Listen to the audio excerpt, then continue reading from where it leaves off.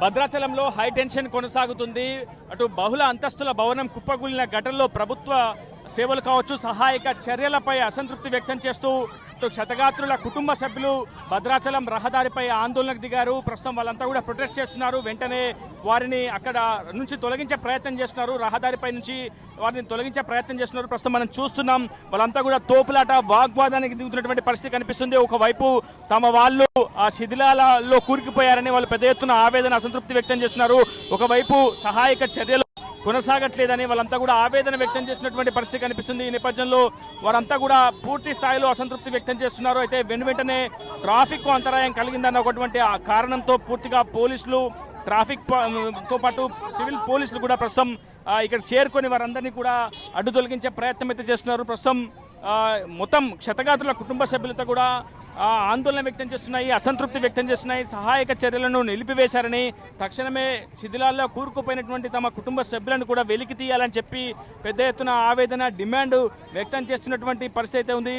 ఒకవైపు ప్రభుత్వ సేవలు కొనసాగుతున్నాయి, ఒకవైపు సహాయక చర్యలను కూడా కొనసాగిస్తున్నామని చెప్పి అధికారులు చెప్తున్నటువంటి నేపథ్యంలో పూర్తిగా సహాయక చర్యలు నిలిపివేశారని, ఉపేందర్ అనే ఒక వ్యక్తి పూర్తిగా శిథిలాల్లో కూరుకుపోయి ఉన్నాడని, అతన్ని బయటికి తీయాలని చెప్పి కూడా పూర్తి స్థాయిలో వాళ్ళంతా కూడా ఆందోళన వ్యక్తం చేస్తున్నారు. ప్రస్తుతం పోలీసులు వారి ఆందోళనని పూర్తిగా పరిస్థితిని అదుపులోకి తీసుకొచ్చే ప్రయత్నం చేసిన ఈ నేపథ్యంలో బాధిత క్షతగాత్రుడి కుటుంబ సభ్యులకు అటు పోలీసులకు మధ్య వాగ్వాదం, తోపులాట అయితే జరుగుతుంది. ఖచ్చితంగా తమకు న్యాయం జరగాల్సిందే అంటూ కూడా క్షతగాత్రుల కుటుంబ సభ్యులు డిమాండ్ చేస్తున్నారు. ఇప్పటికే బహుళ అంతస్తుల భవనం కుప్పకూలిన ఘటనలో మృతుల సంఖ్య 1కి చేరుకుంది.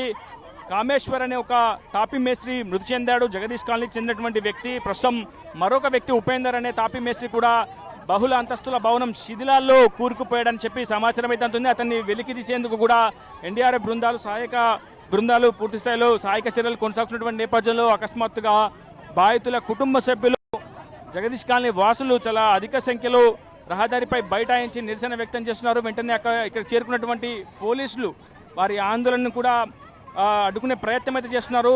ఖచ్చితంగా ప్రభుత్వ సహాయక చర్యలు కొనసాగుతూనే ఉంటాయి, పూర్తిగా క్షతగాత్రులను బయటికి తీసుకొచ్చేందుకు ప్రయత్నం చేస్తున్నామని చెప్పి పోలీసులు చెప్తున్నారు. కానీ పూర్తిగా సహాయక చర్యలు నిలిపివేశారంటూ కూడా ప్రస్తుతం పోలీసులతో బాధిత కుటుంబ సభ్యులు ఆందోళనకు దిగుతున్నటువంటి పరిస్థితి కనిపిస్తుంది. ప్రస్తుతం మనం చూస్తున్నాం వాళ్ళంతా కూడా పోలీసులతో వాగ్వాదానికి దిగుతున్నారు.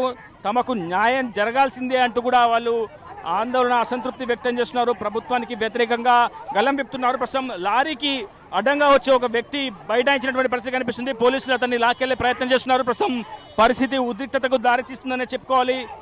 అధిక సంఖ్యలో జగదీష్ కాలనీ వాసులు, బాధిత క్షతగాత్రుడి బంధువులు, కుటుంబ సభ్యులు ఒకసారిగా వచ్చారు. ప్రస్తుతం పరిస్థితి చూస్తున్న పోలీసులు వారిని అడ్డుకునే ప్రయత్నం చేస్తున్నారు, వారితో వారించే ప్రయత్నం చేస్తున్నారు, వారిని రహదారిపై నుంచి పక్కకు నెట్టివేసే ప్రయత్నం చేస్తున్నారు. ఈ నేపథ్యంలో అటు క్షతగాత్రుడి బాధితులకు, మరోవైపు పోలీసులకు మధ్య తోపులాట, వాగ్వాదం అయితే చోటు చేసుకుంటుంది.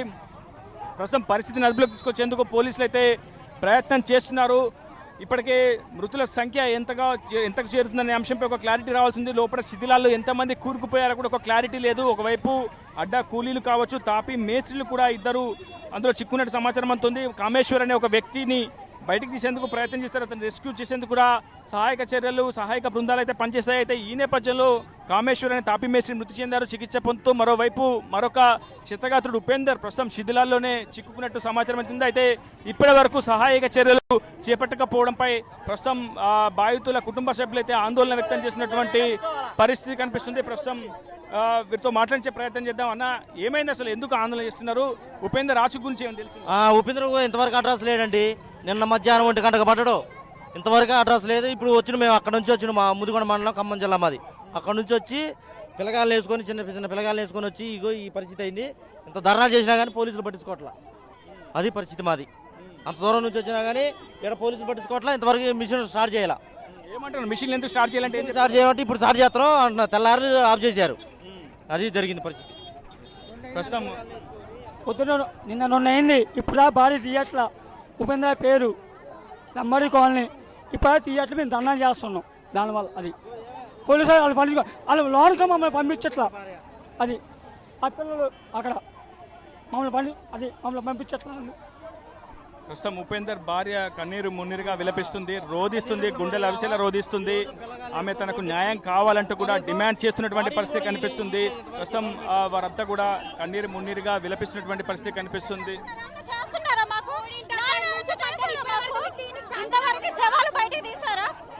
చెప్పండి మీరే.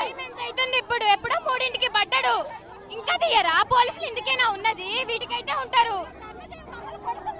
మమ్మల్ని కొడుతున్నారు. ఇదేనా న్యాయం మాకు? ఇదేనా న్యాయం మాకు? వాళ్ళు నేరుగా ప్రశ్నిస్తున్నారు. 6 మంది ఉన్నారు, 6 ప్రాణాలు పోతాయి అక్కడ. వారు నేరుగా ప్రశ్నిస్తున్నటువంటి పరిస్థితి కనిపిస్తుంది.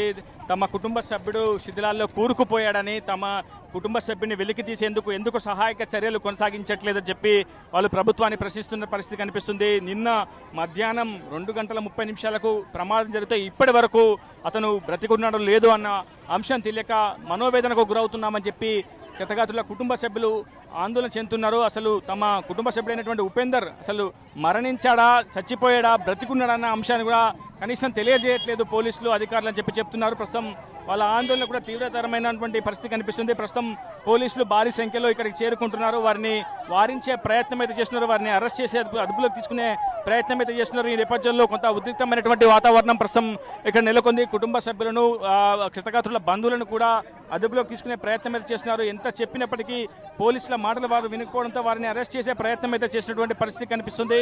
ఇది భద్రాచలం నుంచి పూర్తిగా ఛత్తీస్గఢ్, ఒరిస్సా, ఆంధ్రాకు వెళ్లే ప్రధాన రహదారి కావడంతో భారీగా ట్రాఫిక్ అయితే స్తంభించిపోతున్నటువంటి పరిస్థితి కనిపిస్తుంది. వాళ్ళని ఈడ్చికెళ్లి లాక్కెళ్లే ప్రయత్నం పోలీసులు చేస్తున్నారు.